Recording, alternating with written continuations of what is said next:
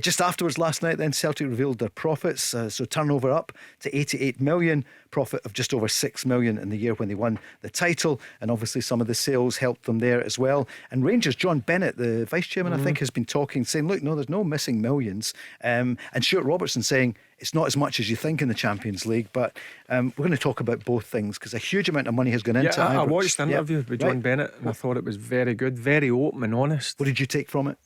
I think it's great for the Rangers fans to listen. That it was clear, and the thing that surprised me was the amount of money it's been spent on Ibrox and the training ground. It was falling apart. £23 million over the last couple of years been spent. So that tells you it's just not on the playing squad. It's a club as a whole. It was falling apart. There was areas where it needed a lot of money spent on it, but I thought it was good, open and honest, and I'm sure the Rangers fans will appreciate that. Peter, from Celtic's point of view, you can read a balance sheet. What did you make of it? 88 million turnover, 6 million profit. But I think for Celtic fans, the always thing they are only interested in is to see who you're buying, who you're selling. You know, they're not interested in balance sheets, anything like that. What are we doing with the money? We better bring in better quality players. And Celtic done that in the summer, taking a couple of loan signings and making them permanent.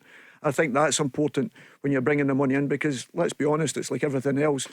It's the supporters' hard-earned cash, and it's not cheap to go to a game of football nowadays. So they want to see it spent wisely. And I think all supporters ask for whatever football club you support is that they're kept aware of what's happening. I know there's certain things can't be, but when it's to do with the football side of it, you know, let them know where the finances have come in. Can we spend X, Y and Z amount of money? All these sort of things. And if you keep them abreast of it, they're quite happy. And in terms of, he was talking about the player trading. Obviously Celtic have been known for that, signing a player for a couple of million, selling him on for like treble or quadruple.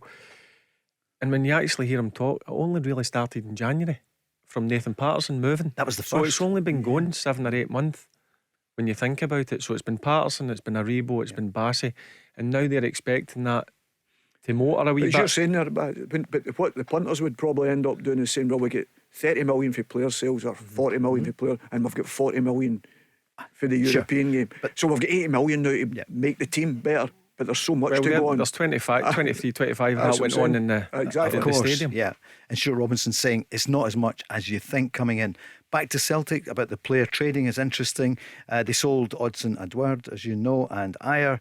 They brought in 29 million from player sales, and they spent 38 million, and they've got 30 million in the bank. They've backed the manager, haven't they? And it's a great trading model that Celtic have. They've done fantastically well with that over the piece. You go back to Moussa Dembele's, all these guys as well. It's so important, you know, that you're bringing them in, because I think Moussa was about 250 grand, if I'm right, because it's a cross border. His contract was up, and that's the sort of fee would have to play for, like a training fee, I think, to England. I'm not 100% sure on that, but it wouldn't have been much more than that.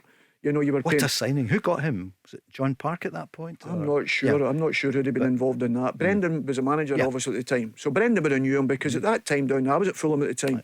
I'd just left Fulham, and Moussa had come in as a youngster, really, at the time, with Ross McCormick, and Ross had scored, I don't know, 30, 40 goals near enough that season. The two of them scored an incredible amount of goals, nearly 50 goals between them, and then all of a sudden he ended up at Celtic. You know, so listen, he'd done fantastically well, but Celtic have continued that. If you go back to Van Dijk, you name them all, they've all done exceptionally well with that, and that's part of it. Supporters don't like to see them go, because you can think about it now. If you had Van Dijk playing, you had Tierney playing, you had all this sort of thing, maybe you'd be challenging in Europe to play in the Champions League, to play these certain big games that they're all going about. But it's very, very difficult, you know, when people are offering you so much money, plus the finances that the player can make. And that's, unfortunately, that's part and parcel of what you've got to do to trade.